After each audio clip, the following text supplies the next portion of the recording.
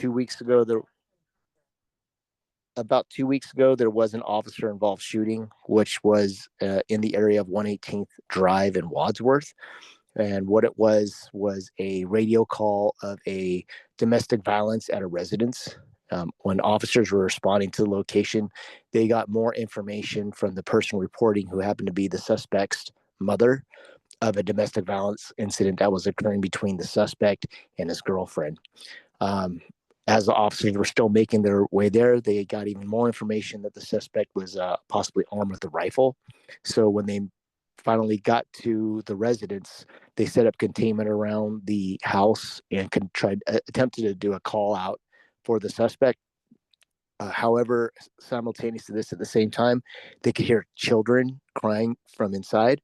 So the officers didn't know at the time whether, they're upset about the incident, or they're scared, like, that the father, who was the children's dad, the suspect, was attempting to harm them. So they forced entry into the house, and when they did, they confronted the suspect, who had a rifle in his possession. And when they gave him commands, he did not comply, and so therefore officer involved shooting occurred. No officers were injured in the incident. The suspect sustained one gunshot wound to the lower extremity. He was taken to the hospital shortly after the incident and was in fair condition. I know a lot of, I'm not sure how many people on this who listen to this are familiar with LAPD. They have a channel on YouTube which is called Critical Incident Debriefs. If you haven't ever seen that, I highly recommend you go and check that out. Anytime there's an in custody death or an officer involved shooting, anything of that nature, usually about 30 to 45 days after the incident, they post a complete incident debrief, which will include a narration of the incident, the 911 call, the officer's body worn camera, any kind of video from their vehicle, if it's a vehicle pursuit or whatnot, will all be available to the public at the time of the investigation. Like I said, about 30 to 45 days after. So when this video comes online, I'll let you know, so that if you want to go and check it out, you're welcome to do so. But again, if I think it's called Critical Incident Review, LAPD, on YouTube. If you look at that, you'll see many videos, not just in Southeast Division, but all over the city, where this kind of stuff, when there's critical incidents that occur.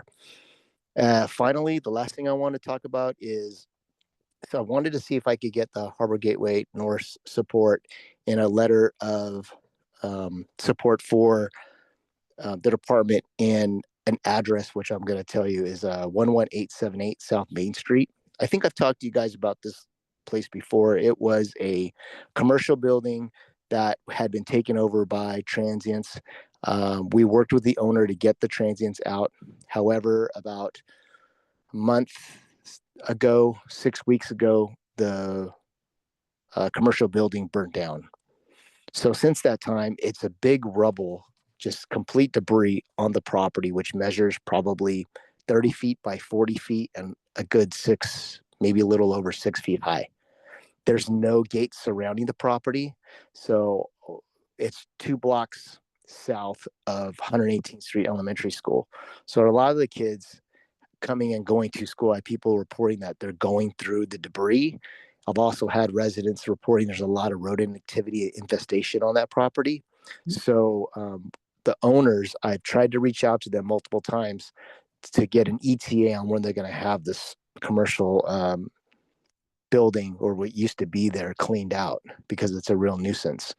However, I've kind of reached to a point where I'm not getting any response from them anymore. So as of today, this afternoon, I submitted a building and safety complaint online, documenting exactly what I'm just describing here. What I would ask for the council, if possible, would be a letter of support written to the building and safety person who is handling the investigation, to be able to communicate with the owner, and I can provide that as well, on the necessity to clean this up as soon as possible. The owner is planning on changing or building a affordable housing in this location. However, I don't know when that's going to be, and just because of the exigency of this situation with kids involved and the rodent activity and whatnot, and the disease it can bring, I just really want to try to get this done as soon as possible, or at least get a definite ETA from the owner. And that would be it. What I'll do is, if it's agreeable with you guys, is I will send everything tomorrow, pictures and owner info, and the person that we've been talking to at Building and Safety. I'll send that all to Ms. Preston. And you've been in touch with CD15 and Rudy Martinez also? You know what? I was more this problem kind of predated Rudy. It was when Nick was around, so Nick is well aware of it. But I know Rudy's probably on the phone right now, and I can talk to him tomorrow to debrief him fully on this one if he hasn't been by Nick. Okay, because I think we've seen like a demolition order or something for that property come through, but yeah, so we'll work with Rudy on a letter. And also just going back, when you were mentioning the RVs that need to be dealt with, what location was that? That's actually on the Harbor Green Line parking lot. So it's Off of Figueroa there in 117. correct. It's just north of 117th. The exact address, I think, is 11500 South Figueroa. Okay, Thank you. Thank you, Officer Hamaoka. Yeah, and Mosley, you'll be following up on what we can do right and looking at that letter. I don't know that we can do it right now because it isn't on our, we can't take a vote on it right now because it isn't on our agenda, but we'll get that done as soon as possible. Okay, thank you very much. Item number 3, LAPD, Council District 15, Rudy Martinez, please, the floor is yours. Thank you so much. And yeah, just speaking on, good evening, everyone. Just speaking on that lot on Main Street, I am privy to it. I just had my team out there, I believe, Monday or Tuesday, at least cleaning up the sidewalk. I've been trying to get a hold of the building and safety inspector to get more information on who owns the lot, and so I can reach out to them and have them clean it because it's really unsightly. But our team was able to take care of the sidewalk this week, just to touch base on that. And I'll debrief with Tyson hopefully sometime tomorrow or this week, so we can try to figure out what's going to happen there. As far as Harbor Gateway North, I'm consistently out there. There's a lot of stuff going on out in the area. With my ongoing field work, I conduct weekly field drives and check-ins for the Harbor Gateway North, specifically in the areas of Figueroa, Athens Boulevard, Vermont, Hoover, El Segundo, 120th, La Coina, Gardena Boulevard, and Estrella. I'm addressing things like graffiti, illegal dumpings, abandoned vehicles, and the lighting concern that we're still going through on Figueroa between El Segundo and 120th and Imperial.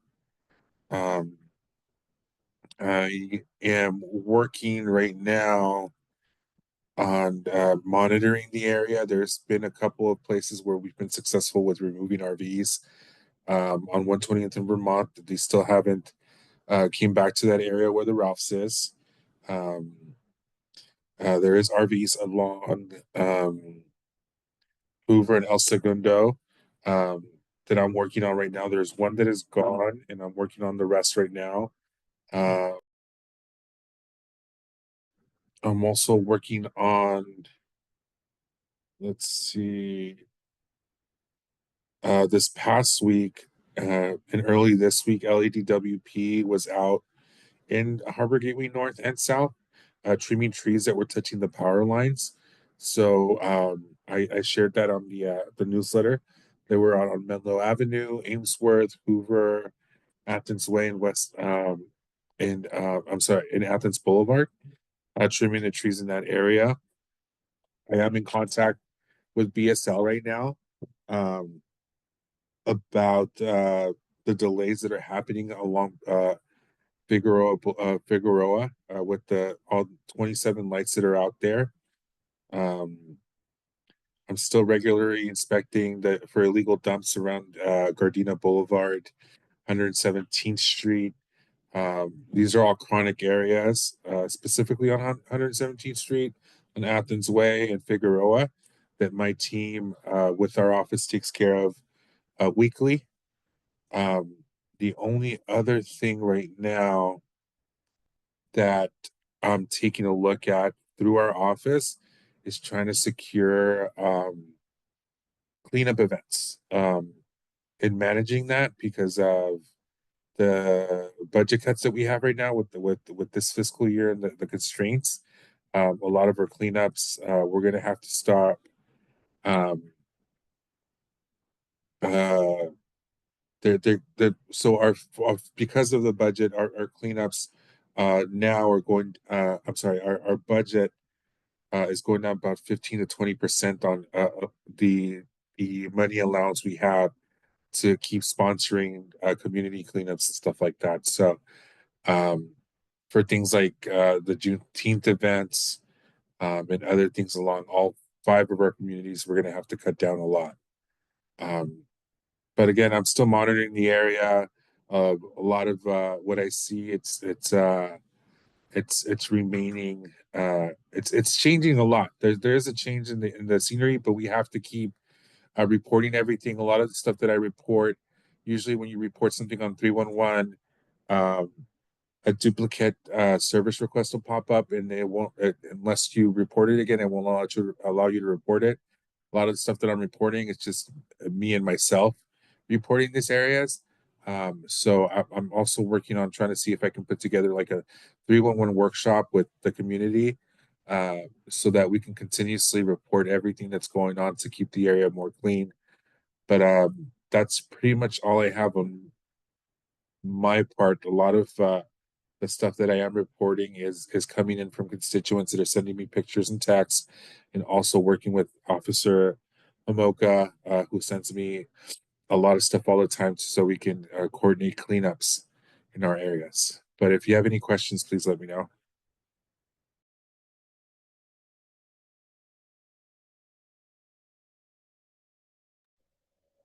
And just for the record, I want to note that Finesse Simmons Mosley, go ahead. and all, Yeah.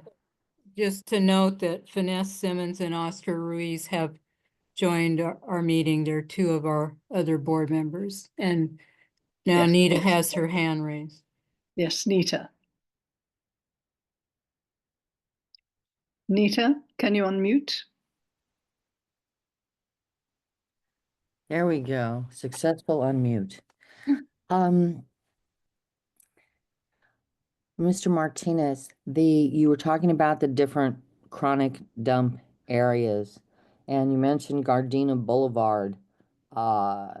You didn't mention the underpass at Alondra, which is also a chronic dumping place and has at least 2 active homeless encampments, one northeast, one southwest.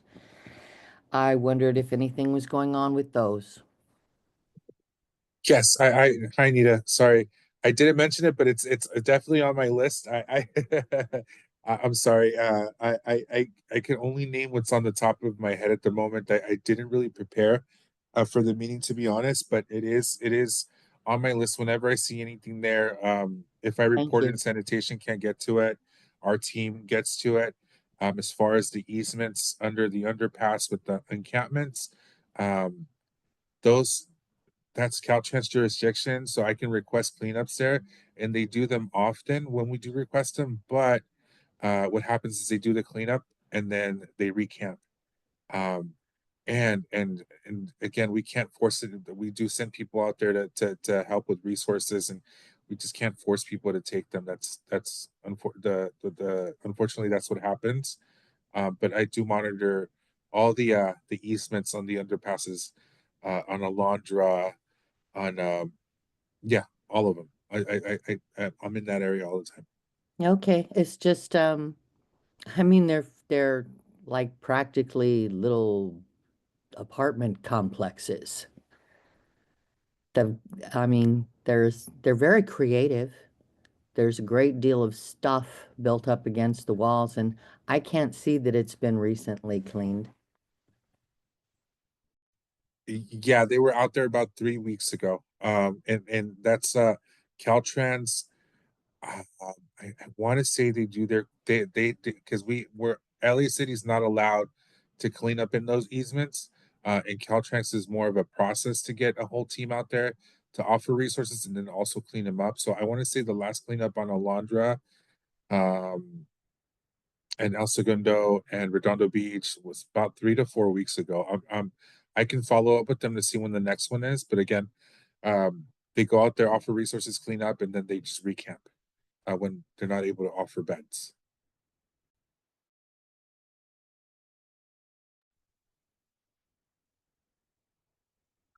Okay, thank you very much, Martinez. Rudy, are there any other hands up? I am not seeing anybody. If not, then we will pass on to our next speaker, who I think is Casey Hervey. Casey? Hi. Hello, Hello. everyone. My name is Casey. I am the Constituent Engagement Deputy for the Office of Holly Mitchell, who covers the Harbor Gateway area and a couple other communities.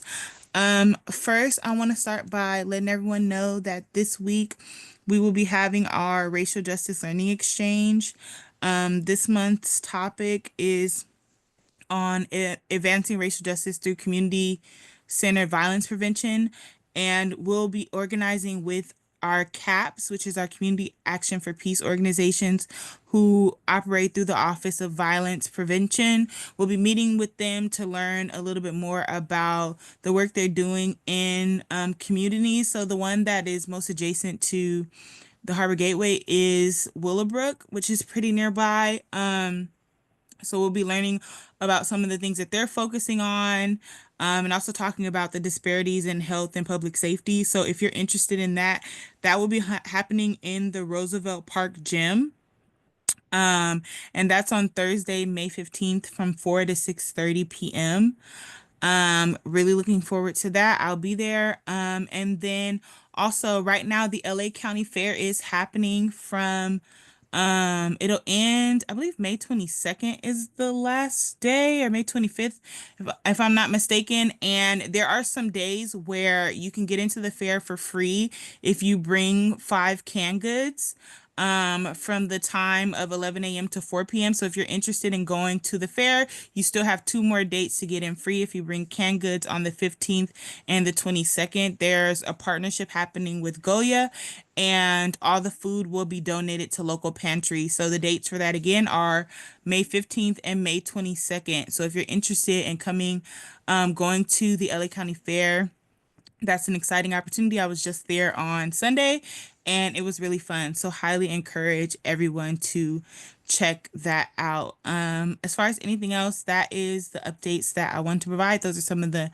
events that are happening right now. And I'll take some questions.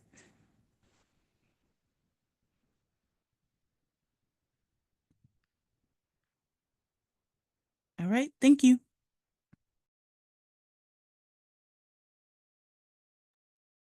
Also, Joan, we have the representative from State Senator Laura Richards' office, Mr. Ochoa. Okay, if you would, I don't see there. So, Rosalie? Yes, I'm trying to make him a panelist. So. Okay. And then, Mr. Ochoa, did you have a report?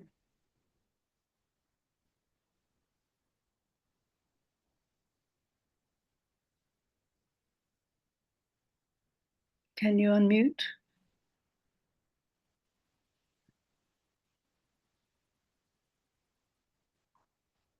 Yes, Mr. Ochoa, did you have a report today or?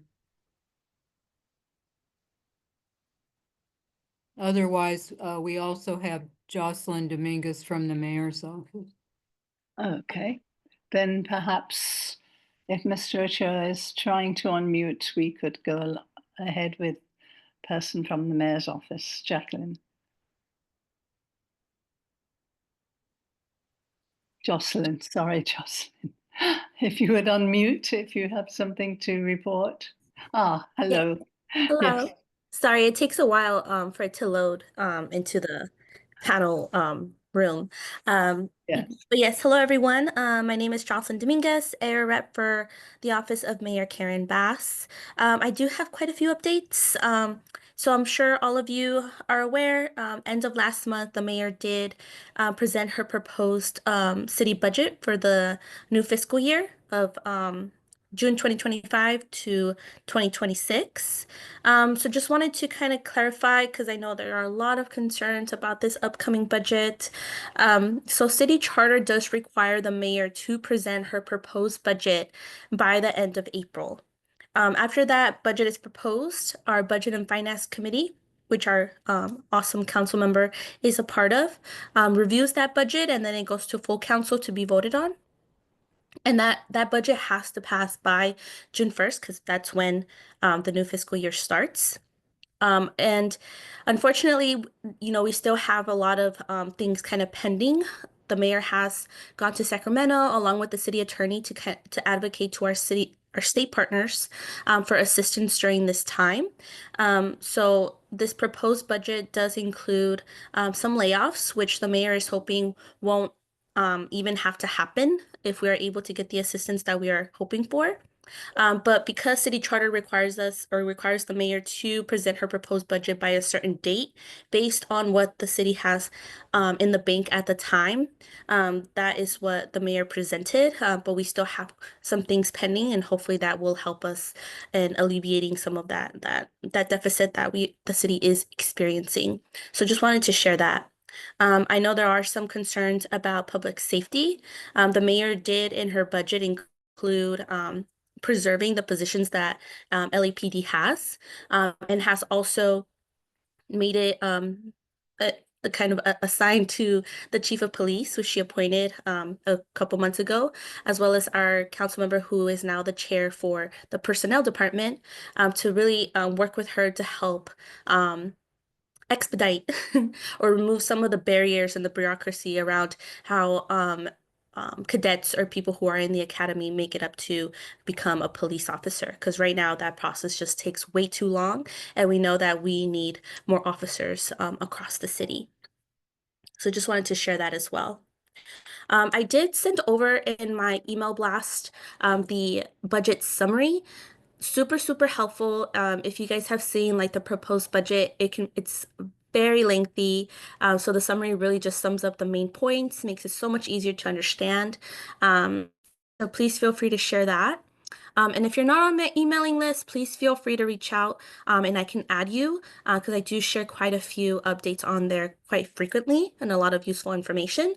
So you can always email me at Jocelyn, which is my name, JOCELYN .Dominguez at lacity.org, and I could add you on there just to make sure that you're staying updated with us.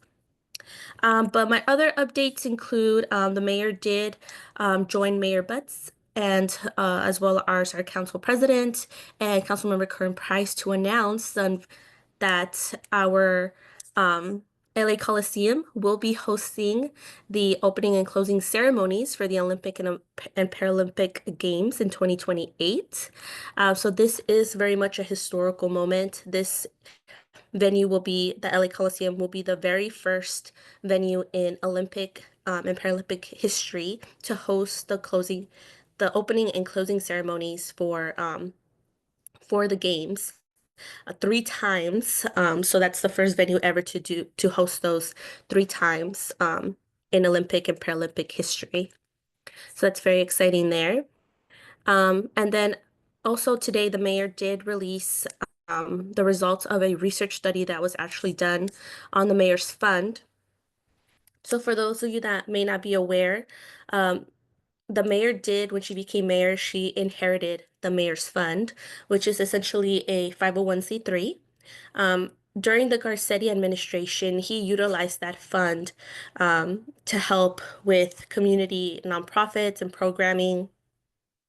The mayor has, when she inherited it, she made the focus for the fund to be towards preventing homelessness. So keeping Angelenos housed, getting them connected to services to help with eviction protections and secure housing. So the study was done and it found that 75% or it found an unprecedented 75% of people who utilize the services through the mayor's fund were able to keep their housing. So this announcement really shows that this programming works. We also know that the mayor has made it her a priority to really address the homelessness crisis in our city. And we have found for the second year in a row a decrease in the number of street homelessness that we have in the city. So last year we did see a 10% drop in city street homelessness. And to date, we have completed nearly 100 Inside Safe operations. Many of you may remember our area actually got one of the very first Inside Safe operations near the Hoover and I want to say between 117th and 118th, might be wrong, but right under the underpass there on Hoover. And I believe that area is still clear, but we do follow up to all of our previous sites where we have had operations to make sure that they remain clear. And then also just wanted to also thank anyone who came out to our Shine LA event a couple weeks ago. This was the very first Shine LA event that we had. We had multiple sites across the city doing community cleanups, beautification projects. Our district had two locations. The first one was at Watts and at Imperial Courts, and the second was at Rancho San Pedro. This was in partnership with HACLA. And we were able to put together a community cleanup and a resource fair at Rancho San Pedro. And despite the rain, that we thought it was going to be very light drizzle. It ended up pouring on us, but everyone was in high spirits, and we were able to really work together to beautify our communities. So that's really great to see. The mayor, it does want to do these on a monthly basis. Our next one is actually this Saturday at Sherman Oaks. This is going to be a much smaller one. And on May 31st, in honor of AAPI month, we are going to have multiple sites across the city once again, with the one in our district being at the Korean Friendship Bell. So please feel free to join us. Again, it's on May 31st from 9 a.m. to 12 p.m. We are going to be doing some gardening, weed abatement. We are going to be polishing the bell, making it look nice and pretty. And it's just a great way for us to come together as a city, as a community, to really beautify the city all across the city and get us ready to host the World, which is coming very quickly. Next summer already. We're a year away from hosting the World Cup. So we really want to just bring Angelenos together and help LA shine. But yeah, that's all for me, unless there's any questions.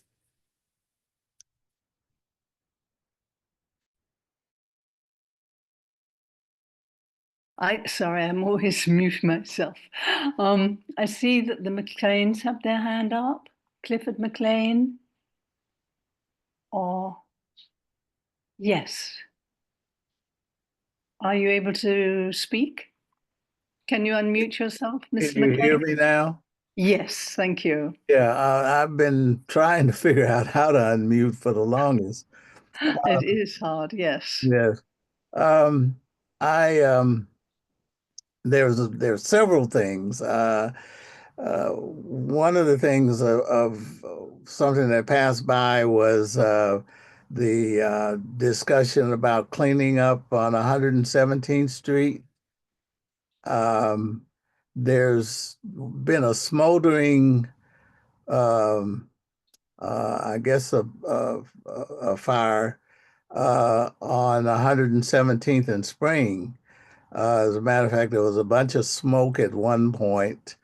And I didn't see anyone addressing it. I called 911, but I never saw anybody. I don't know if anybody came out.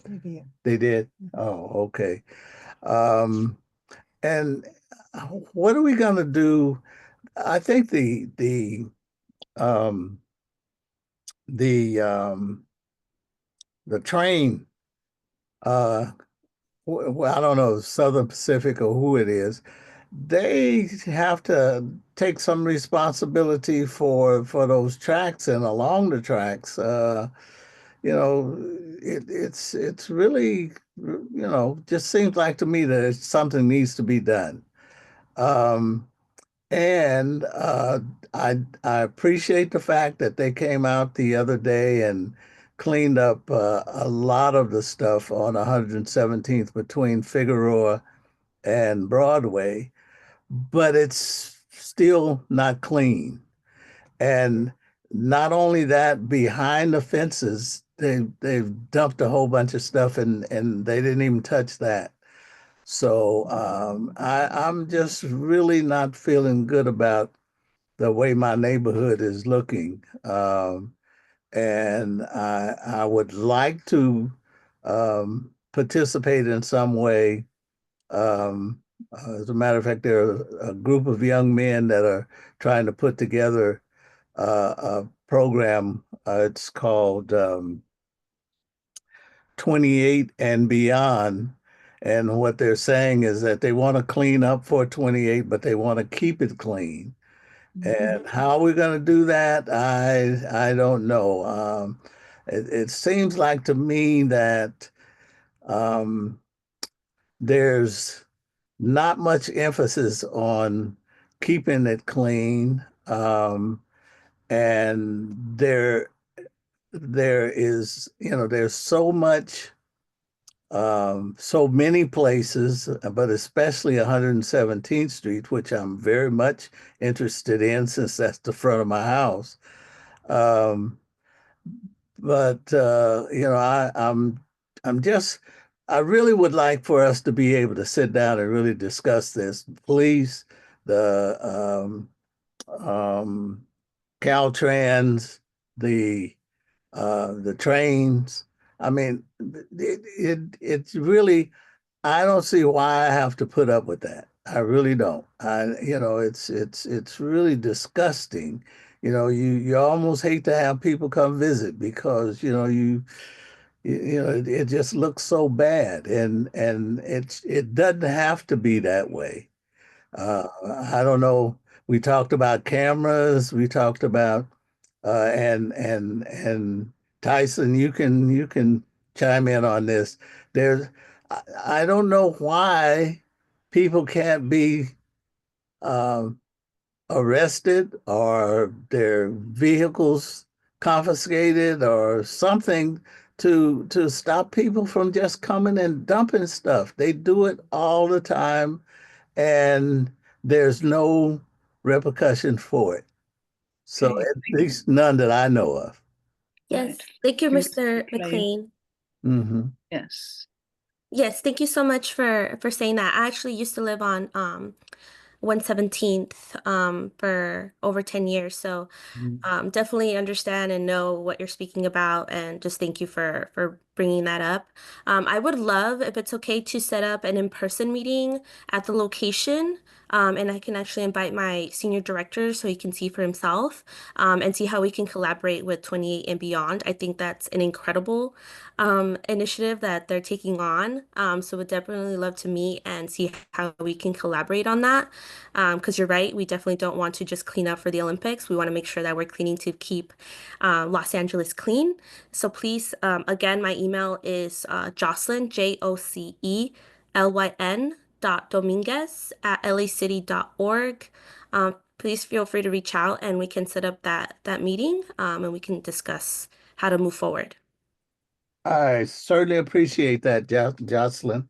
Thank you very much, and I will follow up on that at the end of this meeting. Awesome. Thank you. Okay. Thank you. Thank you very much. Thank you, Jocelyn. And our representative in that area can maybe follow up as well. Okay. So just to note that Barbara Tyson Frazier was able to join our meeting. She was having trouble logging on, so she's the Oh, District 7 representative. great. Thank you, Rosalie. Yes. And Kenyatta, one of our Yes. stakeholders, is Mhm. trying to speak. Hi, can you Yes, hear I see his hand up now. So me? thank Hear you. me? So Kenyatta, you are unmuted. That is good. So it's your turn to speak. Go ahead. Okay, I'm really a old timer that's come back, and this is my first time in years attending one of the meetings because pre-COVID, I just felt like I was fighting a no-ending cause. So I'm in the area of El Segundo and Figueroa.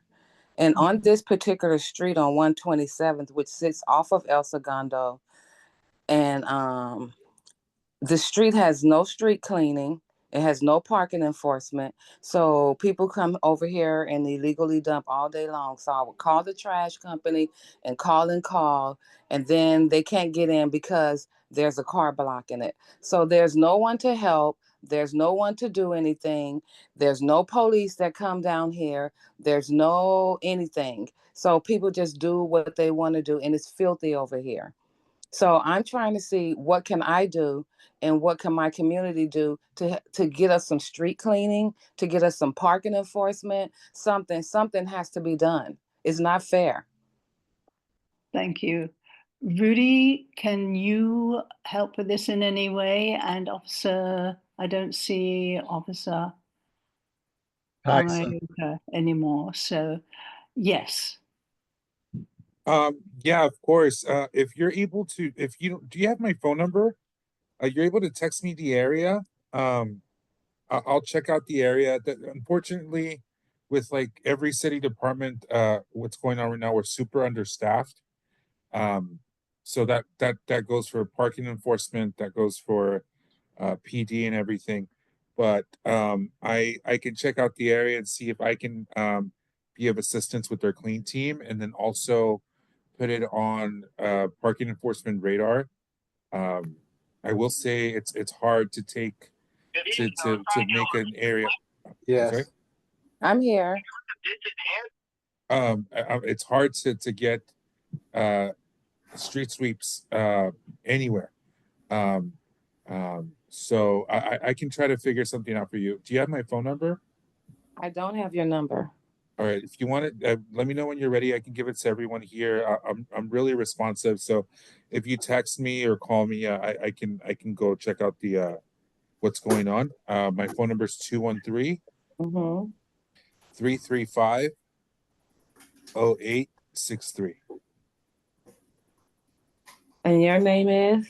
Rudy Martinez. I'm the field deputy for Councilmember Tim McCosker. And the representative for your area as well, Kenyatta, can follow up perhaps with you. Okay, That's Eva Cooper Pace. Yes, Eva is on, I think. Thank you, Rosalie. I am online, and I apologize to Kenyatta because it's been reported and reported and reported. Rudy, it's a street. It's not the whole area. If I'm not mistaken, you're talking about 127th? Yes, it is. Right off of Figueroa. Yes. I don't know how you're going to get street sweeping down there. I don't know what they have to do but parking enforcement needs to go down there on a regular basis until some of those cars are cleared out. That should be the first thing. Then you can start cleaning. And that's the problem. It's cars that are there that have been broken down for years, and Oh, Yes. wow. it's filth on top of the cars. And then when you call, they go, "Oh, you have to have the license plate number." So you want me to go out there and risk my life to get a license plate number or a tag that doesn't exist? You want me to go out there and just point out things so everybody in the community can see me doing it and then come after me? That doesn't make any sense. You can obviously tell what cars belong there and what cars shouldn't be there. You have cars there that have flat tires, have dirt on them. People are sleeping in those cars. I mean, I don't even go out at night. Once I come in from work, I'm in for the night, because if it get dark out there, I'm not sure who's out there waiting for me. It's like this street is just full of debauchery, and for years I've been fighting. And I hear you. I understand the staff shortage. I understand all of that. But what happened pre-COVID? What happened since 20? I've been living over here since 2014. So what happened? What about all of those years? I've been fighting the same fight and getting promises. I make phone calls. You to email. I don't like to email. So if I don't want to email and I want to talk to someone personally, then it's always, okay, we can't do this unless you email, or we can't do this unless you do this. Can you give us a call back? We'll call you tomorrow. We'll do this. And nobody ever does anything. So at one point I was like, oh, forget it. But I decided last week that no, I'm not going to forget it, because I live here. I've raised my son. I've raised my two boys here, and I live here, and I deserve better than that. And this community deserves better than that. I mean, this doesn't make any sense that we don't have no one to clean, no one to park, no one to enforce parking, no one to enforce crime, no one to do anything. It's like the unforgotten street that's just sits here, and we're just stuck, and it's filthy over here. I have literally watched a man come over here and put a towel over his license plate and drop bricks and all of this stuff in the alleyway. So now there's no entrance way to the alleyway unless you're going to be stepping over boards and all of this type of stuff. And there's kids out there. I mean, it's sad. It's Thank just you. an unforgotten street. Thank you, Kenyatta. Okay, I so see Jose Ochoa has his hand up. Oh, Rudy, go ahead. please, Kenyatta, please text me. I'll make sure to go look at the area and report all the cars. I'm in a city vehicle, so and then I'll see what I'm able to do with my clean team to get the alleys cleaned up, and then just I wasn't privy to it unless someone calls me or unless someone texts me. I think most of everyone on here can attest to that. I'm very responsive, so just text me the info and I'll go check it out. Okay. Thank you. Thank you very much. Jose, Mr. Ochoa, would you like to speak? Hello. Hello. Yes. Go Yeah, ahead. so I was having technical issues earlier, but yeah, I don't have a formal presentation today, but I did want to mention that we have a direct link with Caltrans, since they're a state agency. So if you need any like street removals, like for trash, like around like the on ramps or any property owned by Caltrans, you can contact me, and then we can ask them to go in there and do a cleanup. Like I was gonna mention also I don't know who was earlier in the presentation talked about like dumping on, I think, Alondra.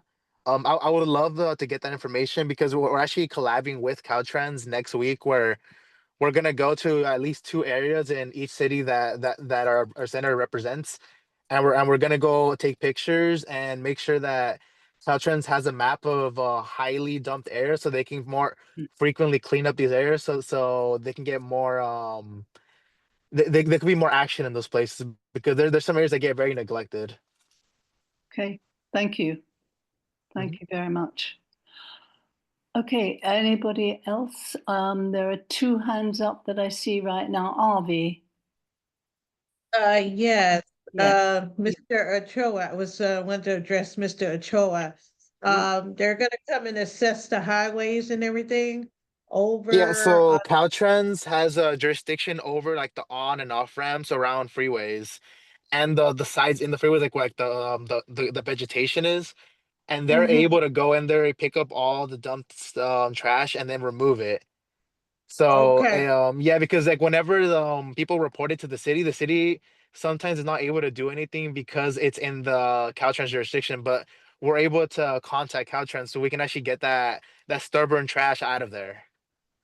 Okay, but Hmm. my thing is the graffiti. It's a lot of graffiti on the walls lately on the freeways on both sides. The harbor went to north and south, off the exits where there are walls, and they get off, they clean it off, and next thing it comes back, they continue to tag the walls frequently, and it was more than before.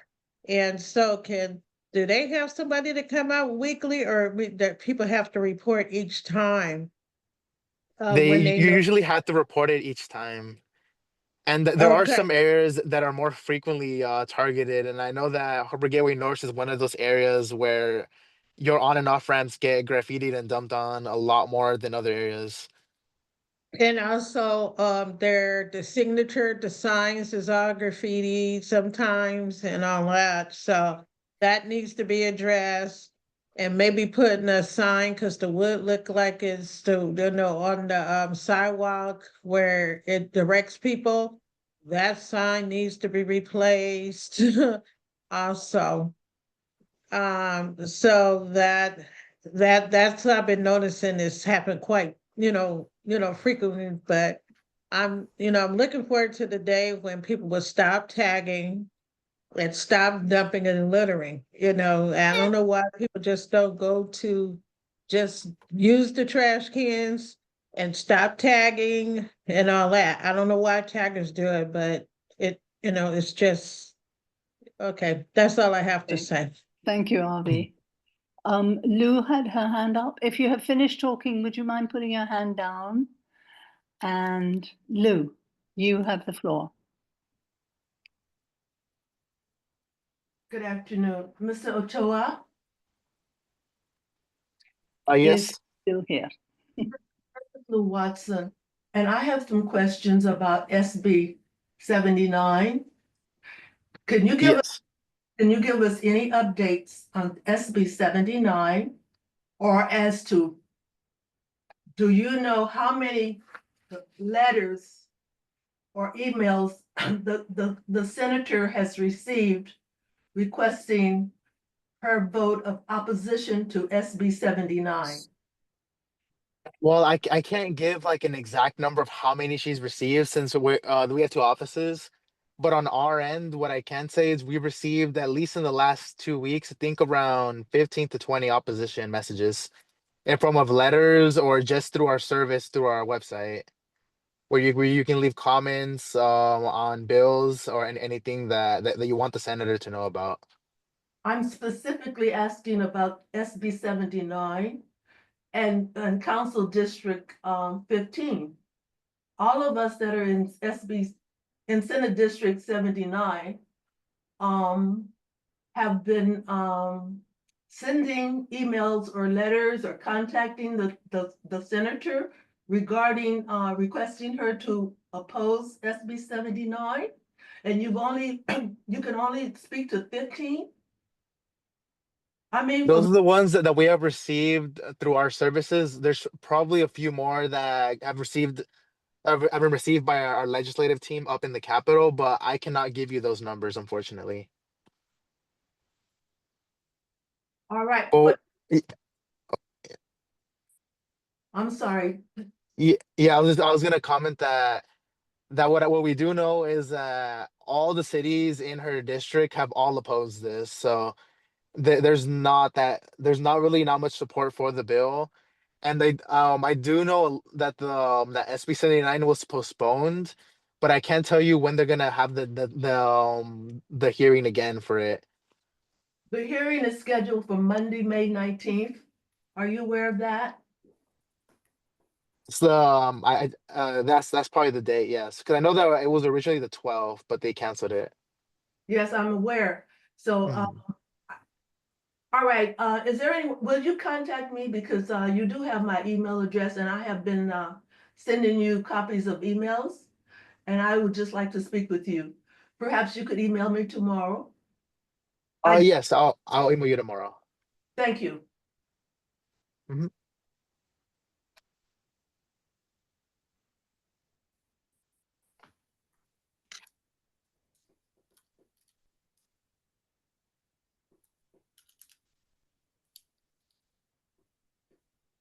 It looks like Cliff McLean has another question, and also Nita.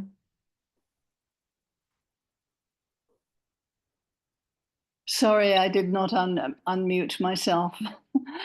Miss McLean, were you still speaking or? Yes. What I would like to do is get Rudy Martinez. You say you have contact with Caltrans? Jose Ochoa, we'll send you his Oh, Jose contact. Ochoa has contact with Caltrans? Yes, Yes. because he's a Mhm. representative from State Senator Laura Richardson's office. Okay. So we'll Can I? get you his email and contact. Okay. I appreciate that. Thank you. Thank you. And Lou, your hand is still up. Were you still speaking? No, I thought I had lowered it. No problem. Thank you. I think Nita, you had your hand up or have your hand up? Yes, ma'am. Please go ahead. It's been so long, I almost forgot. Okay, our stakeholder down here, Kenyeti, Ms. Kenyeti, I just wanted to let you know you're not alone in that. The vast majority of the strip doesn't receive services. I have lived in District 2 for 47 years, yet to see a street sweeper. So, and I am the lady who mentioned the dumping on Alondra. And I mean, I was told it was all cleaned up and that people were sent out there and that people refused housing. I didn't talk to them. I don't know that they refused housing or they didn't. I just know I mean, there are still structures there. I don't know what people are calling cleaned up. Thank you, Nita. Okay, Mr. McLean, are you back? Or did you have something else you wanted to say? His No, hand is down. Oh, okay. All right. If you could take your hand down. Oh, thank you. You have. That's lovely. Okay, I think we need to go on in the interest of. BJ Oates has her hand Yes, raised. I am going on to the Department of Neighborhood Empowerment. No, And a stakeholder, BJ Oates. where? Where, Rosalie? Oh, I'm so sorry. I don't know whether it's Mr. or Mrs. or Miss, but please go ahead. Hi, BJ hi, Oates. this is Yes, BJ. thank Real you. quick, I just wanted to ask for I think his name was the one with the Caltrans information. Jose Ochoa? Yeah, can you send me his information as well? Okay, do you get our emails? Yes. Okay, all right, we will. Okay, thank you very much. And I want to thank everyone for all you guys do. Oh, thank you. Seriously. We really need your input, so thank you very much. Okay, I think that's it. I don't want to cut anybody off, so. Okay, then going on to our Department of Neighborhood Empowerment, Helena Daub. Helena, if you would.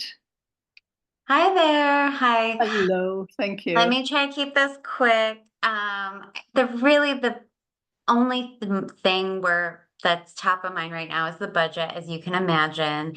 It's been a hot topic for the city, for city departments, and for neighborhood councils. I do see you have a CIS on the agenda, so that's fantastic.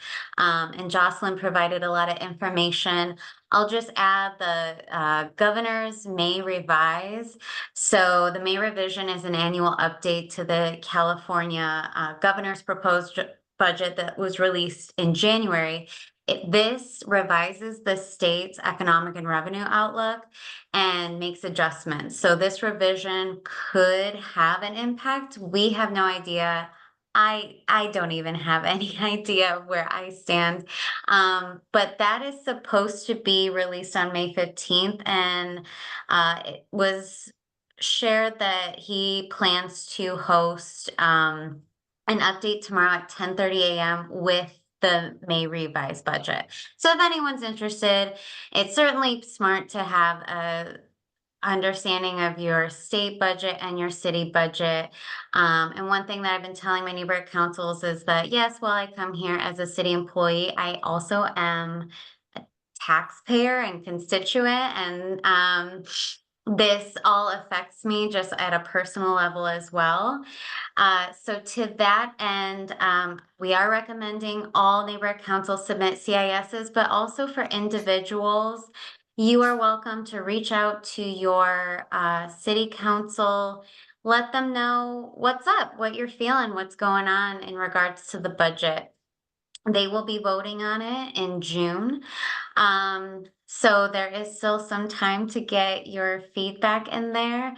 And as far as education, I cannot stress like having some informed knowledge on this. I've even learned a lot. There is an event at City Hall on June 21st that's being held by the Budget Advocates. These are individuals from neighborhood council system. They have this group, the Budget Advocates, and for Budget Day in June, it's free and open to the public, but they will be teaching folks how the city spends its money. And it's an opportunity for you to also share what matters to your community. That event is, again, June 21st from 9 a.m. to 12:30 p.m. with breakfast and networking at 7:30 a.m. Mayor Bass will be there, so will Councilmember Yaroslavsky. Now, the budget will have been finalized by that point, but it's still an opportunity to learn. And there will also be regional breakout sessions. The registration for that opens May 21st, and as soon as I get that link, we'll be sharing it with all of you. Like I said, it is free and open to the public, so individual stakeholders are also welcome to attend. And if you are interested, you can email me. My email is helena.daub. So if you look on the screen, it's my first dot my last name at lacity.org. And then for the neighborhood council specifically, just a reminder of important fiscal dates. May 20th is the final date to submit for an event request. June 1st is the final date to submit check payment requests to NC funding portal. This includes neighborhood purpose grants. And June 20th is the final date to make purchases with the NC bank card. And my last update, now that we're post-elections, in the next couple weeks, newly elected board members, this includes individuals who were reelected, will be receiving emails from me with information for the upcoming meeting for the new board in July and other resources. And that's it. Of course, keep an eye out for my email with I'll send a longer list of updates with information, but I think you all are ahead of everything. Thank you very much. Are there any questions for Helena? I see one attendee has their hand up. That is Dawn Ofori. Do you have a question for Ms. Daub?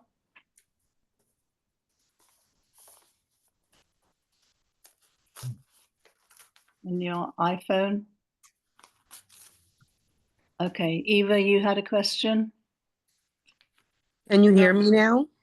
Oh, yes, we can. Go ahead. Oh, sorry. Yes, Yeah, my no question was in problem. regards to the event. Like if, for instance, I live at 127th and 522 West, I guess West 127th Street. And we have a lot of rodent problems and transient problems in our neighborhood, on our block, especially down and up and down the street where it's supposed to be street sweeping. They come out and ticket people, but no one's ever street sweeping at all. So there's piles and piles of dirt in this area, like trash. And noise from the alarm that they just put up next door that goes on from 7 p.m. It actually goes on 24 hours, but you really hear it at night from 7 p.m. to 7 a.m. Oh, It's like an alarm. It's like a police car or fire truck coming by. okay. Thank And you. sensors. Where is So there's that coming from again? Yeah. on the side of our building, like I guess the building next door to us, there's a street alleyway between us, and the city says that they can't do anything about that alleyway between us, where there's trash, transits, whatever, furniture, whatever in there. Are you There's facing 127th Street? I'm on 127th Street. I'm On actually on and that. what side of Figueroa? I would be on the west side of Figueroa. Okay. And the building, the alarm is behind your building? On the side of our building, like right where the alleyway is, where all the trash and the dirt is, Yes. there's a 7-Eleven on the corner. That commercial area, they just put, Right. I'm not sure who put it there, but there's an alarm that goes off day and night, like, and it sounds like sirens Okay. all hours of the night. Okay, thank you. I didn't know about that. This is my first time hearing that one. Mm-hmm. They just put it up Friday. Okay. Mm-hmm. That's why, because they just put it up Friday. But I know on our block alone, there's so much trash on the sidewalks and fecal matter that there's so much just Need to get hold debris. of hazardous waste as Yeah. well, then, in that case. We called them, and a lot of times they say they can't move anything because the cars have to park there Because yet. the cars are in the way. Right, but however, We're coming, yeah, Rudy's gonna address that this week in the next couple of days. okay. And also, Don, did you get Rudy's cell number so you can be taking photos and texting him? So he's No, let me have that because I definitely have been taking pictures all around the building just to show what kind of I've been reporting it to the health department, but I haven't been getting any resolve. So Rudy is our field deputy for Council District 15, and his work cell phone that you can text photos to is 213 Mm-hmm. 335 Okay. 0863. Thank you. Thank you so much. I just want them to try to address it, you know? Sure. Because the rodents are actually going in people's cars and Mm, chewing parts in the car. mm. Yeah, it's that bad. Wow. Well, thank you for Thank you very much. no problem. Thank you. Sorry you have to put up with this. Mr. Oh, Eva, did you have something you were still saying? Oh, okay, thank you. Then Mr. McLean? Yes. Yes, you had your hand up, I think. Is that right? Oh, Uh, no, you haven't. think It I is couldn't- Kenyatta. Sorry. No problem. Thank you. Kenyatta, please take the floor again. I just wanted to back up Don. I just wanted to back that up because I did forget to mention that noise. It's right on the side of you can probably hear it right now. It's right on the side of my window in on the building, that the business that's across the alleyway that I was telling you about that's filled with the filth. Thank you. Okay, thank you very much. That is really important to know. Okay, and I don't see any other hands at the moment, so we will go on to our updates on the board goals and priorities for this fiscal year. Anyone? Yeah, why don't we just ask if anyone has any action, because I know there's no update on updating the website. And Right. No, Dave, did you have any further reports on the beautification project? You had some last time, I know. No, I have Okay. to follow up, but not at this time. Yeah, no, thank you very much. Okay, any other updates, outreach, or? It's a difficult time of year at the moment. They're sort of really close to transition, so. And I know that Rosalie? I know that Finesse was trying to support the Juneteenth event, but it's still not really finalized. So she stands ready to assist as soon as something definite is known. Okay, thank you. Thank you, Finesse. Okay, so if there is nothing else, then we will go on to council files. First item on the agenda of item number 4 is approval of support for council file 25002-S13 AB 467 to extend the use of virtual meetings for neighborhood councils for 5 more years and with a vote. So I call for a motion to, has everybody read?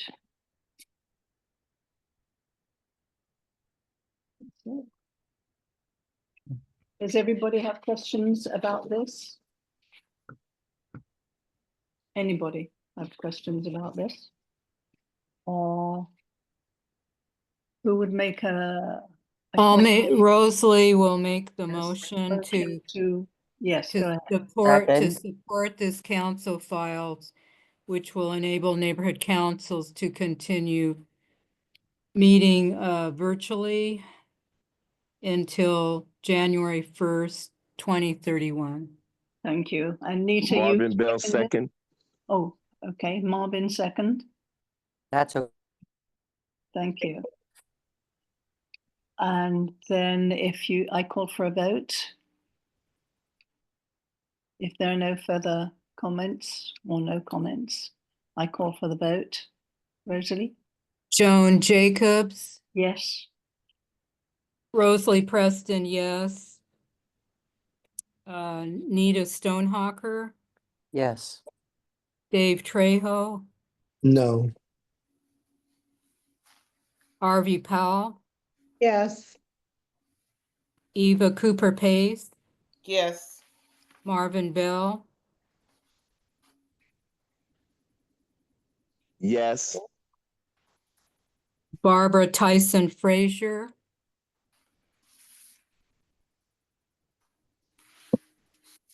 Barbara was able to log on earlier. Right. Okay. Oscar Ruiz, Yes. Frankie Mays, Yes. Jackie Jackson, Yes. Vanessa Simmons. Is Vanessa still on? No, I don't know. Okay. See her, I think, but I'm not sure. Craig Kusunoki. Yes. And is Barbara able to? Doesn't show her. Yeah, she her name, but it doesn't show the microphone at all. She's back. Yes, okay. So great. I'm okay, having so trouble hitting the mute buttons and unmuting, but it did it just now. So yes, okay. thanks. Thank you. So the motion passes. And can I say, Mr. McLean, I will reach out to you. I wasn't able to unmute because I think you're in District 7. Yes. Okay, well, I'll reach out to you, Mr. McLean. Okay. Thank you, Barbara. Okay, Rosalie? Did that? Yeah, motion passed. Motion passed, thank you. Okay, item number B, approval of support for council file 25-0002-S19, which is the file in opposition to SB 79 by Weiner to allow multi-family buildings in single-family housing zones. This is approval in opposition of that. Is that clear? Yes, the city council has taken a position of not supporting SB, is it SB or? Senate bill, isn't that Senate bill? Yes, Senate bill. Yes. SB 79 that would allow for multifamily housing, meaning apartments within zones that are currently zoned for single-family homes. If they're, I believe it's within a half-mile of transit, which in our neighborhood council, because we're narrow strips, that would include every just about every currently zoned single-family neighborhood. So yes. So that is SB 79 is in favor, and we are opposed to SB 7. We're being asked to vote to oppose it. Yes. Sorry, who is speaking? Oh, is that Barbara? Yes. Okay. So if I could have a motion in support of the opposition to increased zone change. We're voting in opposition to support to oppose the zone change. Okay. well, it would be How state. about a motion we vote? Yeah, it would be state legislation. So that would allow that. So Yes. Nita, were you making the motion? I move we vote as to whether or not we support this. We are approving the support for Council File 25-0002, sorry, 0002-7S19. That's what we're voting to support. That is a council file in opposition. Right, and I was saying we should vote. I move to Yes. vote. But we need a motion and a second. Oh, sorry. I move that we vote on this letter of support. Okay, in the letter of support for Council File 25, etc. And Rosalie makes the second. Thank you. Rosalie, would you call the roll call for the vote, please, if there are no questions? And I see no hands raised. Joan Jacobs? Yes. Rosalie Preston, yes. Nita Stonehawker? Yes. Dave Trejo? Yes. Arby Powell? Yes. Yes. Eva Cooper Pace? Yes. Marvin Bell? Yes. Barbara Tyson Frazier? Yes. Oscar Ruiz? Yes. Frankie Mays? Yes. Jackie Jackson? Yes. Craig Kusunoki? Yes. Okay, motion passes. So we will file a community impact statement on that council file. And then Helena, could you clarify if after we've filed the community impact statement, are we able to then let people in Sacramento know of our position or? No. It's similar to the request you sent me recently.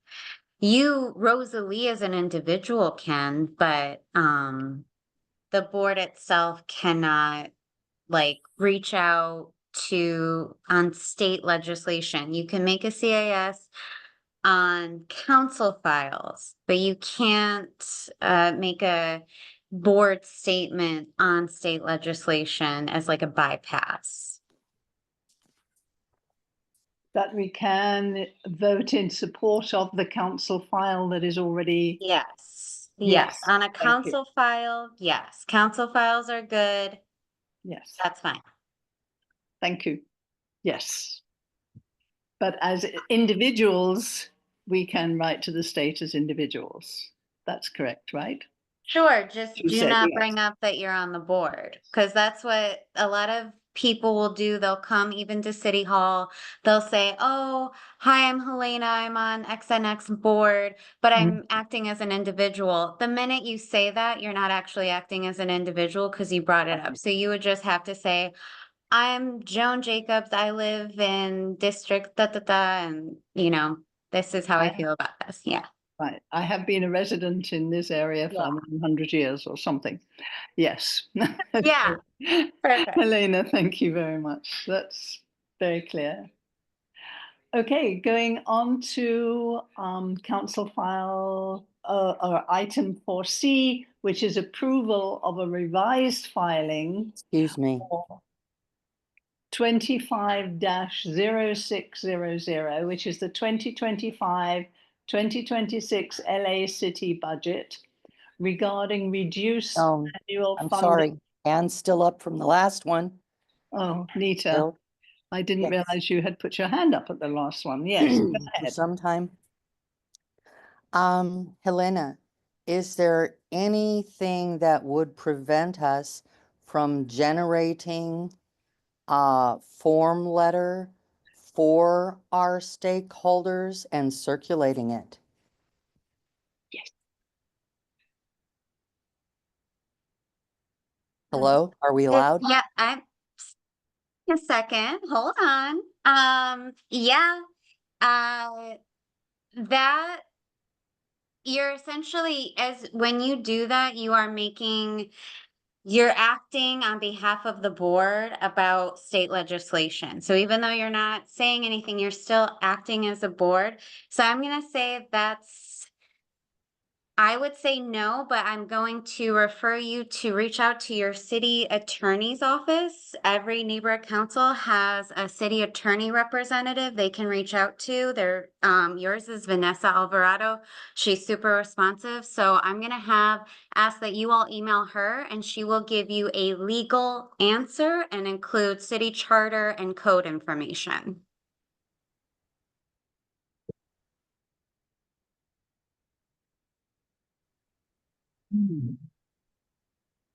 But individuals in their neighborhoods could create their own form letter and take it around to their neighbors. Yeah, that's fine. But as soon as you start slapping the board's name on it, then there's an issue. And then it gets I didn't legal. intend to put a name on it, just Okay. circulate it. Rita, as an individual, you are welcome to do what you like. So your question to me, I'm assuming you want to put the board's name on it. If you don't put the board's name on it and you as an individual and you don't tell anyone, nowhere on that paper it says that you are a board member, you can do that. Okay, thank you. Okay. Now, Lou, you have your hand up. Would you like to speak, please? Yes, Nita, this is Lou. I'm gonna send you a couple of emails, okay? Sure. Okay. Thank you. And BJ Oates, you have your hand up too. Please go ahead. Yes, could someone I guess not on the board as a resident send me that? I'm on the email list. Send me an example. We'll get you some information. Yeah. Okay, thank you. Okay. Thank you very much. Okay.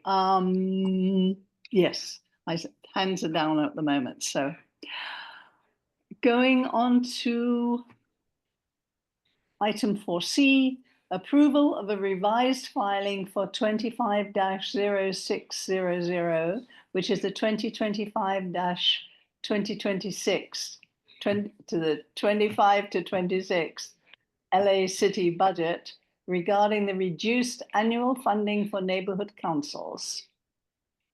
Questions? Oh, sorry, motion. Motion to approve a revised filing for this? So we've already filed to the council file number our letter that we created in March on our budget priorities that covered illegal dumping sites and sidewalks, tree trimming, etc. This would be a supplemental, and it would only address the issue that currently the proposal is to reduce the annual neighborhood council budget by $7,000 down to $22,000 per year. And since we're paying office rent and have annual Welcome. You've expenditures, got mail. have annual expenditures for our administrative costs that come up to about 21,000, we would have very little discretionary funding remaining in next year's budget, except that probably we will be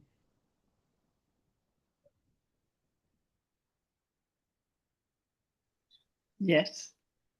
What will we probably be? Rosalie, you're muted. Rosalie? we would probably be rolling over $9,000, something like that.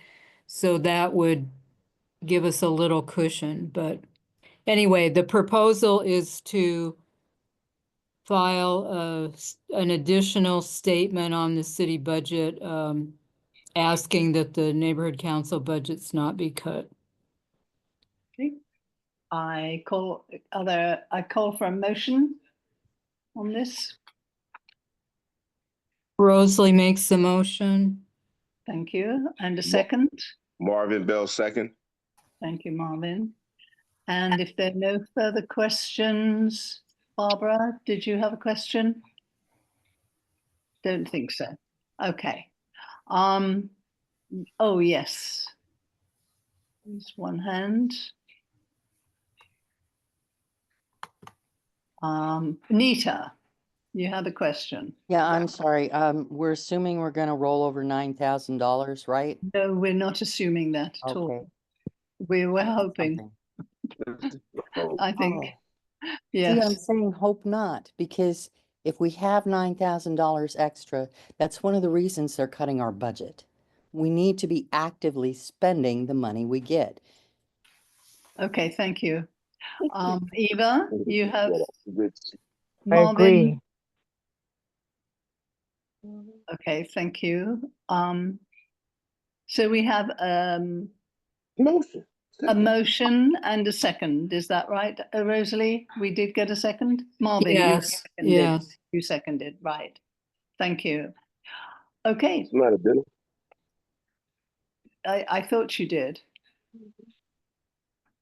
So the motion is to ask that the annual neighborhood council budgets not be reduced to Right. 22,000. Yeah. Okay, so Joan Jacobs, Yes. Rosalie Preston, yes. Nita Stonehawker, Yes. Dave Trejo, Yes. Harvey Powell, Yes. Eva Cooper Pace, Yes.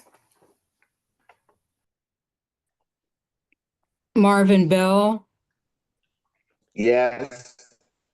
Barbara Tyson Frazier, Yes. Oscar Ruiz, Yes. Frankie Mays, Yes. Jackie Jackson, Yes. Craig Kusunoki. Yes. Okay, motion passes. Thank you. So moving on to item 5, administrative motions. The first one is approval of the April the 8th, 2025 board minutes. We all have the board minutes, right, and have read them. Are there any questions about them? Okay. See nothing. Okay. Then I ask for a motion to approve the April the 8th, 25 board minutes. I make a motion for the approval of the April 8th board minutes. Thank you very much, Eva. I second. Second, Arby second. Arby, thank you. And if there are no questions, comments, Rosalie? Joan Jacobs, Yes. Rosalie Preston, yes. Nita Stonehawker, Yes. Dave Trejo, Yeah. Arby Powell, Yes. Eva Cooper Pace, Yes. Marvin Bell, Yes. Barbara Tyson Frazier, Yes. Oscar Ruiz, Yes. Frankie Mays, Yes. Jackie Jackson, Yes. Craig Kusunoki. Yes. Motion Okay. passes. Thank you. Okay. The next item, 5B, approval of the April 22nd, 2025 general membership minutes. I ask for a motion. I make a motion to approve the April 22nd general membership minutes. And say as corrected because I need to change it from virtual to the meeting place. Okay. And do With we have a necessary, second? I make a motion to approve the minutes for the April 22nd general membership meeting with necessary corrections. Thank you, Eva. I And a second. second? I Thank second. you. Oh, We missed who's seconding. Sounded like Arby. Arby. I Thank second. you. Thank you. So no further questions or corrections? Additions? No? Then let us have the vote, please, Rosalie. Joan Jacobs, Yes. Rosalie Preston, yes. Nita Stonehawker, Yes. Dave Trejo, Arby Powell, Yes. Eva Cooper Pace, Yes. Marvin Bell, Yes. Barbara Tyson Frazier, yes. Oscar Ruiz, Abstain. Frankie Mays, Yes. Jackie Jackson, Yes. Craig Kusunoki. Yes. Motion passes. Item C is approval of the April 2025 monthly expenditure report. I call for a motion. Do you want me to try to screen share? Oh, yes, you have it. Thank you. That would be good.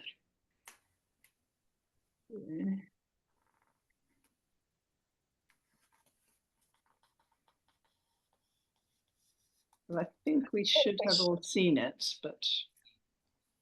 Yeah, I think so. I make a motion to approve the expenditures.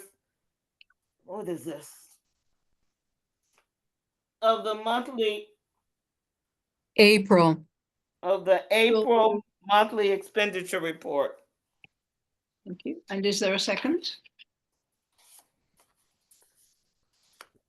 Rosalie seconds. Thank you. So as we all have it and have read it and gone over it, are there any questions or explanations that you need, Eva? I'm able to share it just so the Okay, let's share anyway. so the stakeholders maybe can. Yes, of course. Thank you, Rosalie. It's hard for me to scroll now. Are there any highlights in particular?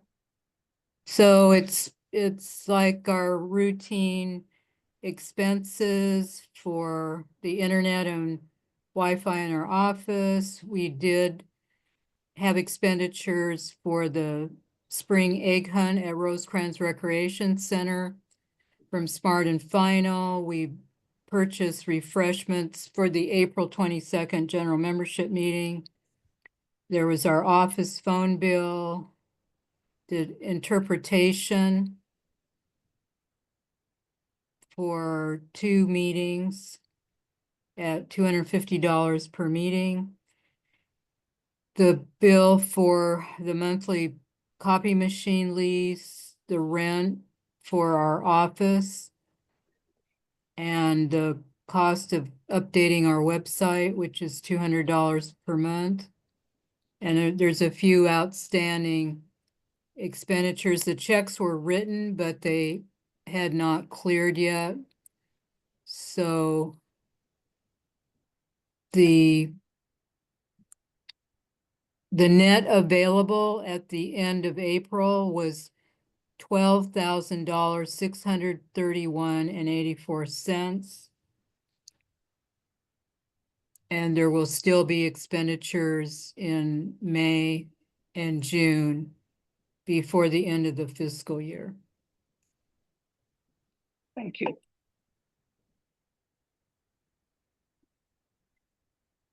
Okay, then if are there any questions, concerns? Then Mosley, I call for a vote.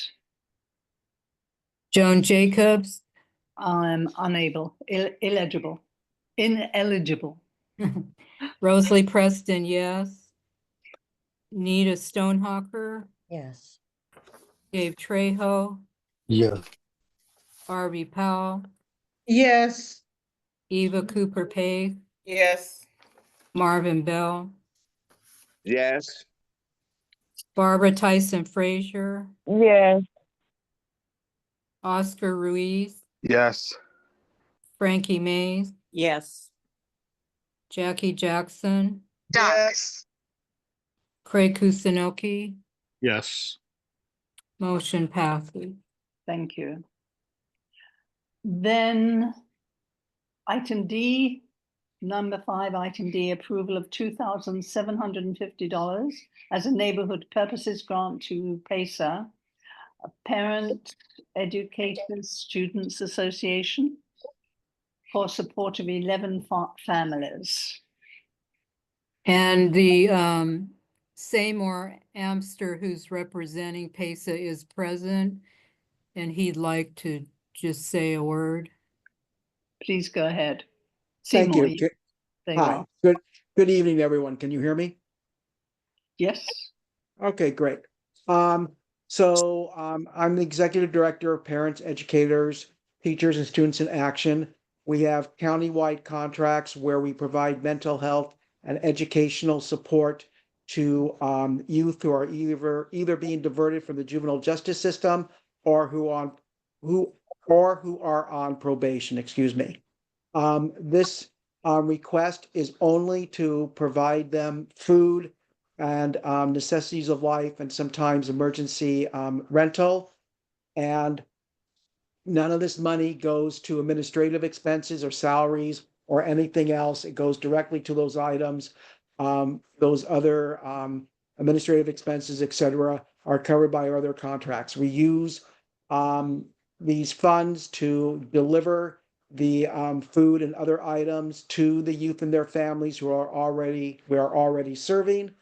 And we also use it at time for bonding purposes, having a parent and a child buy some goods for a recipe and have them cook together. We find it bonds them.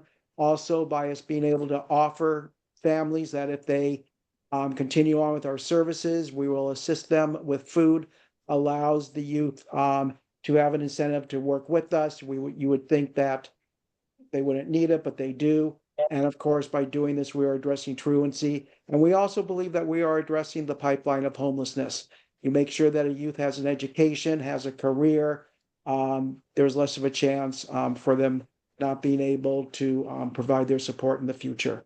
We have identified that we have 22 youth and their families in your areas. And I'm open to questions. Thank you very much.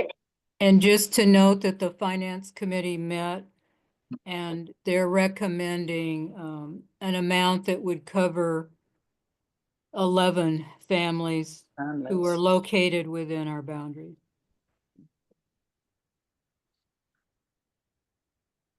Okay. Okay, so I have a question. Yes, Eva.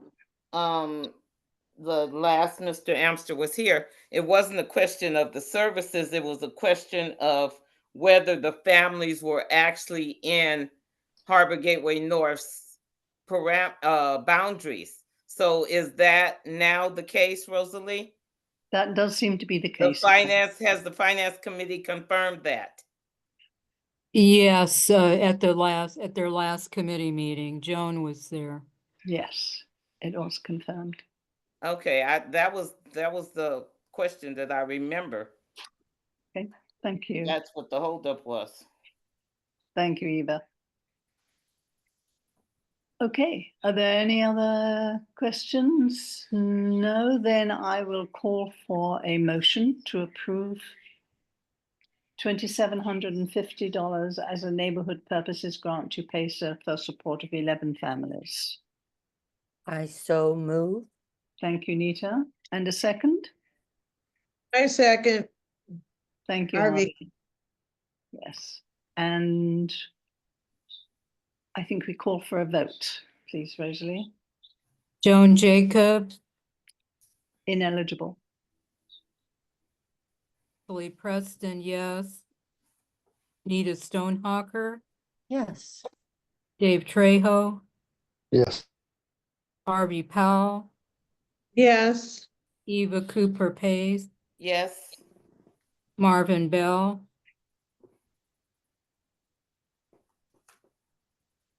is Marvin still here? Marvin, you are muted.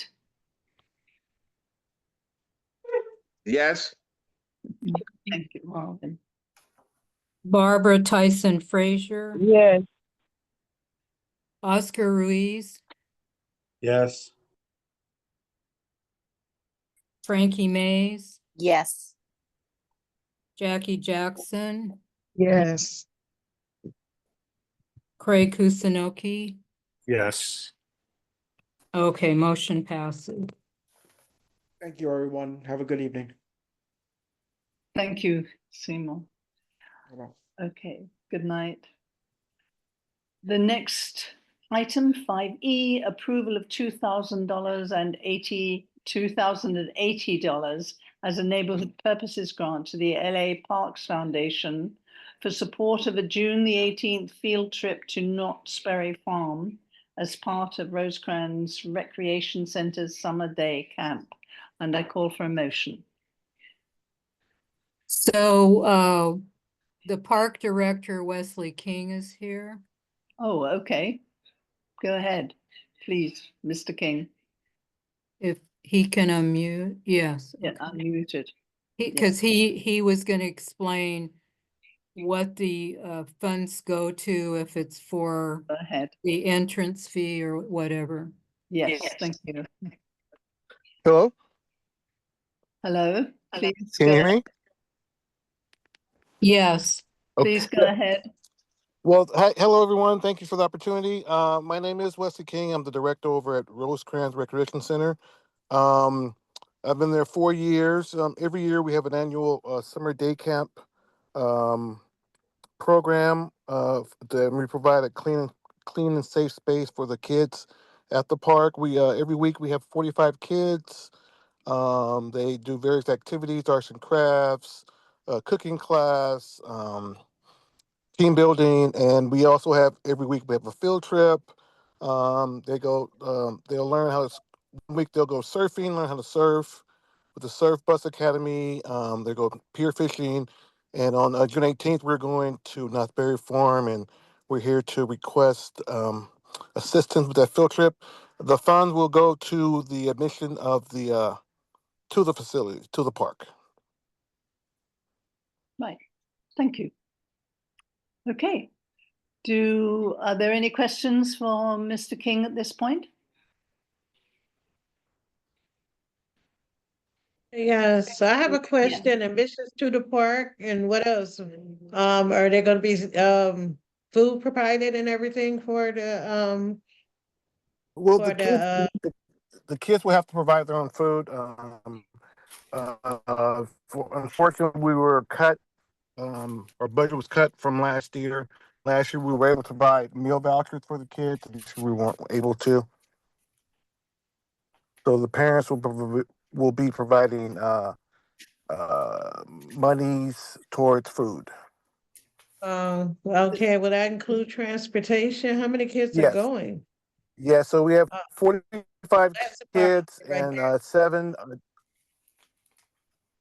I'm sorry, I didn't mean Sorry. to interrupt. Yeah, so how many Oh, go ahead. buses and all, is that includes transportation also? Yeah, so we have one bus with 45 kids, 7 chaperones, to and from the facility, and they'll yeah. So that includes transportation as well. But the Okay. cost that we're funding is solely for the admission for the 45 children. Yes.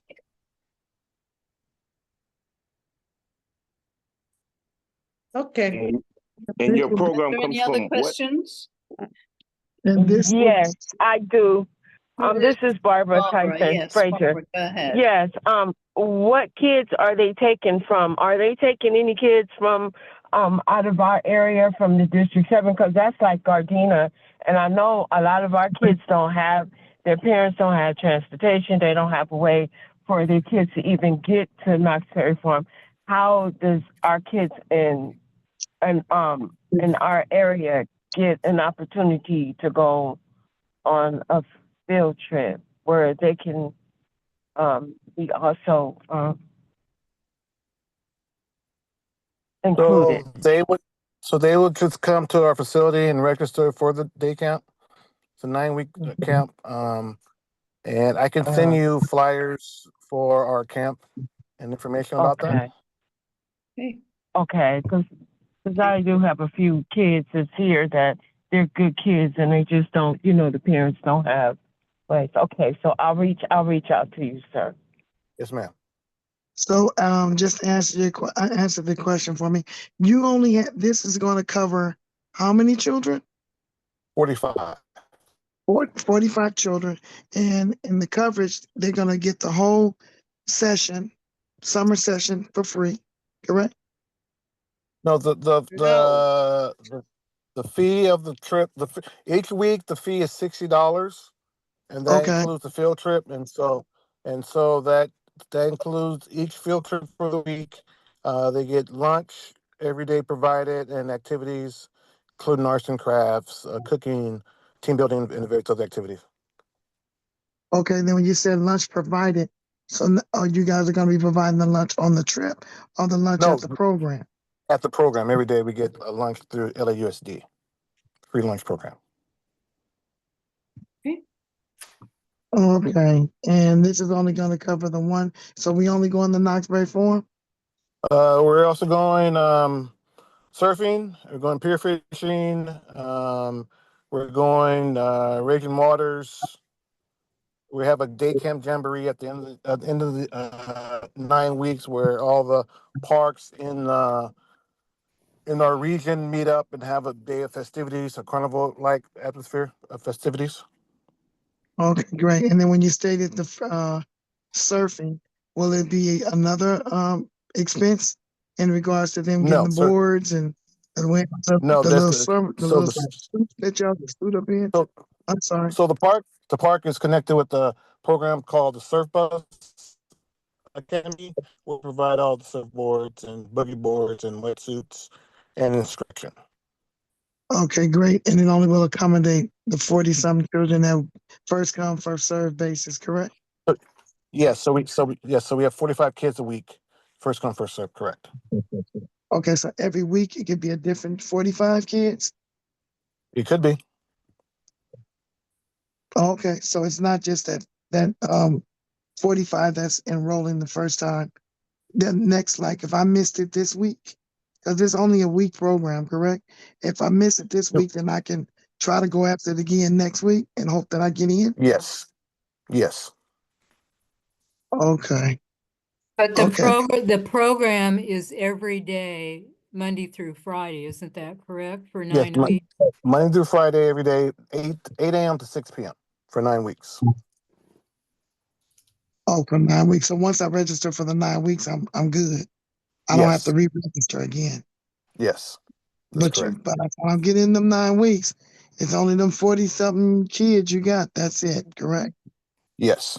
So how will we get the advertisement on? When can we start allowing the children to go that way in So regards to? I can send a flyer to Rosalie to reach out to everyone else. Okay, that'd be great. All right, And thanks, and thanks for Or go support. to Rosecrans Park, which Or is you in can Hold go, our on, area. one person at a time, please.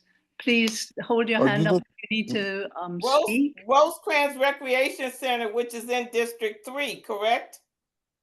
Yes, Okay. yeah. 840 West Okay, 149th people, Street. I'm sorry, but what happened to Oh, putting up your excuse hand? me. My hand has been up for the longest time. Well, I You did not just gotta see it, banter. Nita. Okay, thank you. I'm sorry, Nita, I did No, not thank see you. it. Sorry? I'm I sorry. think we all Sorry, just my becoming. husband just passed. I don't have any patience for this. This is nonsense. We're talking about a single event, are we not? Tickets for Yes. 1 day. We are not talking about 9 weeks. We are voting on something entirely different. Are we Thank not? you. I Okay. agree. Okay, I kind of missed all of that. Okay, can we, No, I agree with Nita. can we just then concentrate on the event and vote on this event, whether we're going to vote to approve the money for this part of the camp?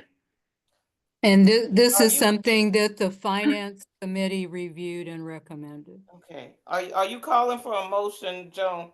Yes, I am calling. I make a motion for approval of $2,080 for a neighborhood purpose grant for the sole purpose of these kids going to Knoxberry Farm who are participating in the Rosecrans Recreational Summer Camp Program. Period. Perfect. Thank you, Eva. Not summer. We're not enrolling kids. Thank you. And do I have a second? I second it, Frankie. Thank you, Frankie. And if there are no further questions or comments, and I think you've all made a lot of very good points, but then let us go ahead and have a vote, please, Rosalie. Okay. Joan Jacobs is ineligible. I'm ineligible, sadly. Rosalie Preston, yes. Nita Stonehawker, Yes. Dave Trejo,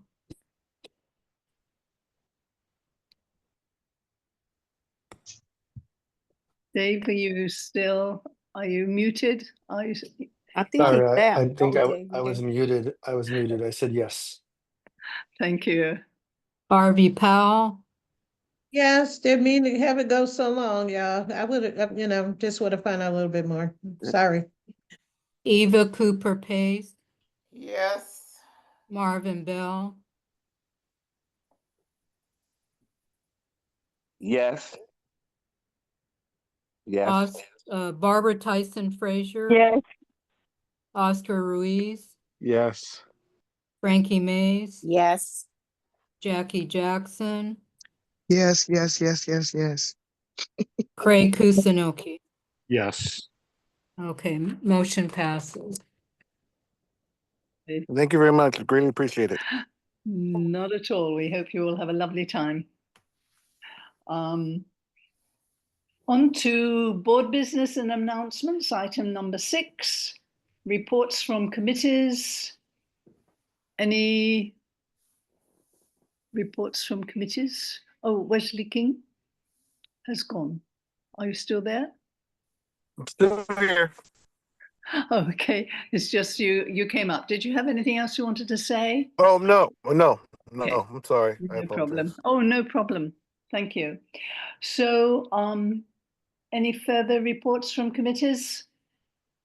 The planning and land use, just to note that the City Planning Commission hearing on the Prologis warehouse was held at City Hall on May the 8th. And the City Planning Commission, after hearing public comment, a presentation from the planning department that recommended it, and from the applicant Prologis, the council member Tim McCosker was present. He expressed support for the jobs it would provide for the laborers union who were present, but did express concern about the impact of 24-hour operation on the nearby residents.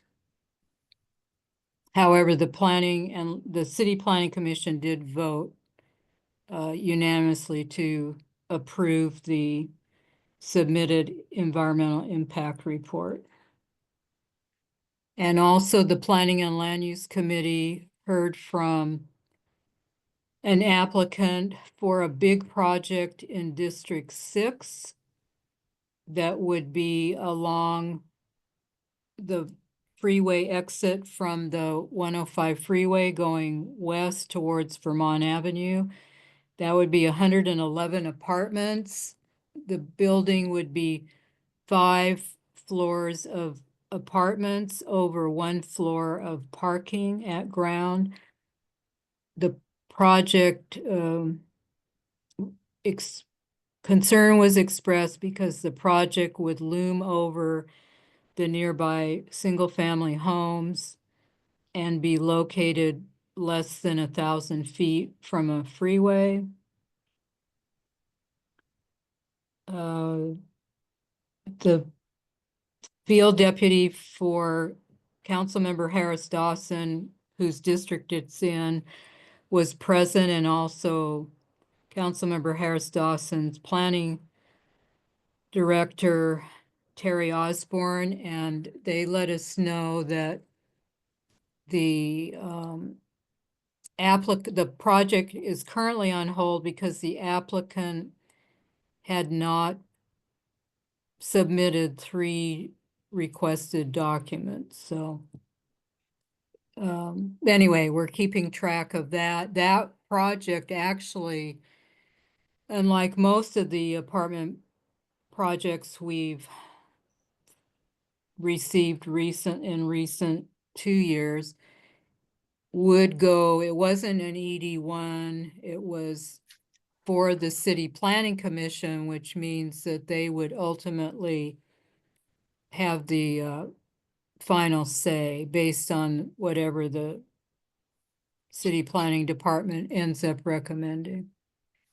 But we did, Marvin Bell and I did take flyers around the impacted area, and so 2 of the residents did attend the meeting, and the recording of that meeting is linked on our website through our YouTube channel, so people can listen in. Okay, Nita has her hand up. Nita, go ahead. As regards the meeting on May 8th, it was highly stacked in the favor of Prologis. Not that it wasn't probably already previously decided, but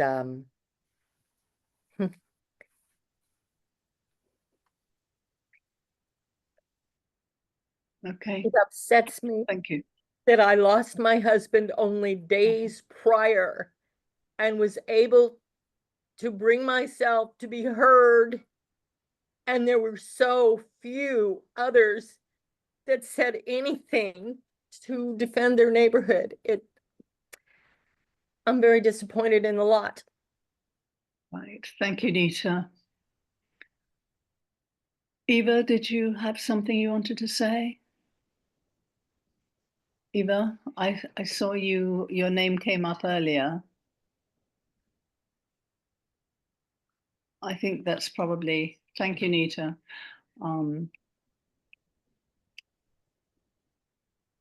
And I think we should then go on to any brief announcements. If there are no other committee reports, then the brief announcements from board members, things which are coming up. Or Leslie, is there anything we should know? I can't think of anything No. at this point. I don't know if anyone has issues in their districts that they Or anything want to that's happening in raise. the community?